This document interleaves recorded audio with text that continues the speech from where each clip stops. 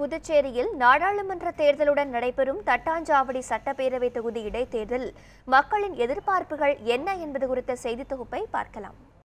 புதுச்சேரி மாநிலம் தட்டாஞ்சாவடி தொகுதி எம்எல்ஏவாக இருந்தவர் என்ஆர் காங்கிரஸ் கட்சியைச் சேர்ந்த அசோக் ஆனந்த்.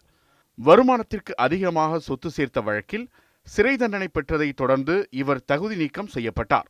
இதனையடுத்து தட்டாஞ்சாவடி தொகுதியில் ஏப்ரல் 18ஆம் தேதி இடைத்தேர்தல் நடைபெறவுள்ளது.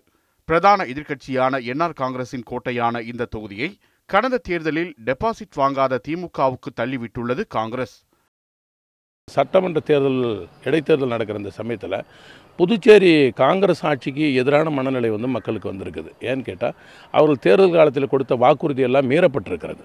ஒரு படிகள் கூட செய்யப்படணும். குறிப்பாக வீட்டுக்கு ஒருவருக்கு வேலை, கட்டுமான தொழிலாளர்களுக்கான வாரியத்தில் அவர்களுக்கு கொடுக்க வேண்டிய ஆண்டுதோறும் கொடுக்கக்கூடிய போனஸ், அமைப்புச்சாரா தொழிலாளர்களுக்கு கொடுக்கக்கூடிய போனஸ், இது போன்ற விஷயங்கள்லாம் அவர்கள் செய்ய தவறிருக்கிறார்கள். அது காரணம் கடுமையான நிதி நெருக்கடி, எங்களுக்கு நிர்வாக நெருக்கடி என்று சொன்ன போதும் கூட சாதாரண பாமரனுக்கு இதெல்லாம் தெரியாது. அது தட்டாஞ்சாவடி தேர்தலில் எதிரொலிக்கும்.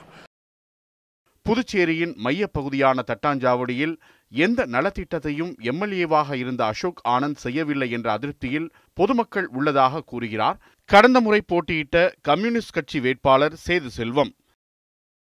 இவர் தேர்ந்தெடுக்கப்பட்ட பிறகு இந்த தட்டாஞ்சாவடி தொகுதிக்குட்பட்ட பல்வேறு மக்களின் அடிப்படை பிரச்சனைகளை தீர்ப்பதற்கு எந்த விதமான கவனமும் செலுத்தப்படவில்லை.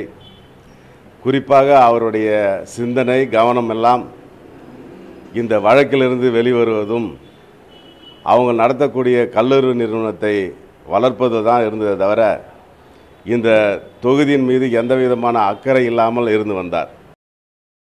தட்டாஞ்சாவடியில் அதிகமாக மக்கள் கோவில் மனையில் வாழ்ந்து வருவதால் இலவச மனைப்பட்டா வழங்க நீண்ட காலமாக கோரிக்கை விடுத்து வருகின்றனர். கடந்த 8 ஆண்டுகளாக நிலுவையில் உள்ள குடிநீர் பிரச்சனையை தீர்க்க உறுதியளிப்பவருக்கே வாக்களிப்போம் என்கின்றனர் பொதுமக்கள். இந்த சட்டமன்ற உறுப்பினர் தன்னுடைய ஊழல் வழக்கிலே ஆட்பட்டு தன்னை பாதுகாப்பது என்பதற்காக சட்டமன்ற உறுப்பினராக ஆனாரே தவிர மக்களுடைய அடிப்படை பிரச்சனை எதுவும் செய்து தரவில்லை. ஏற்கனவே இருந்த எம்எல்ஏ ஏரியா சுபிஷமாக தான் வச்சுக்கிறாரு. ஒன்றும் ப்ராப்ளம் இல்லை. அண்டை தெரேசா நகர், முல்லை வீதி, தாமரை வீதி, மல்லிகை வீதி தண்ணி கொஞ்சம் சரியில்லை. தண்ணி சால்ட் வாட்டர் ஆகுது. ஏன்னா வர எம்எல்ஏ யார் வந்தாலும் சரி, வேற யார் வந்தாலும் சரி, தண்ணி இன்னும் பக்காவாக பண்ணீங்கன்னா இன்னும் நல்லா இருக்கும்.